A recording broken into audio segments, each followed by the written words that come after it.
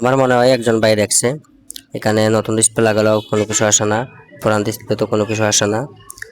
দেখছি অনেক কাটাকাটি করার পর দেখছি যে এখানে 1.8 লাইন আসে না, জিআর ভ্যালু ঠিক আছে। লাইনটা পার হয়েছে থেকে যে লাইনটা আসছিল এই লাইনটা 1.8 জিআর ভ্যালু আছে, তবে লাইন কোনো শক্তি বা যে 1.8 যে বল্ট আসছিল এই বল্টটা আসে না, জিআর ভ্যালু লাইন ওকে আছে। আমি এখানে আশেপাশে একটা লাইন 1.8 দেখলাম, তারপরে লাইনটা টেনে দিলাম, কাজটা হয়ে গেছে। ও মনে হয় সম্ভবত শিপ পরিবল করছে, অনেক কিছু করছে। প্রায় 5 দিনের মতো দোকান ছিলাম না, কাস্টমারটা আমার কাস্টমার বলতে দোকানদার উনিও রাখছে আমার জন্য।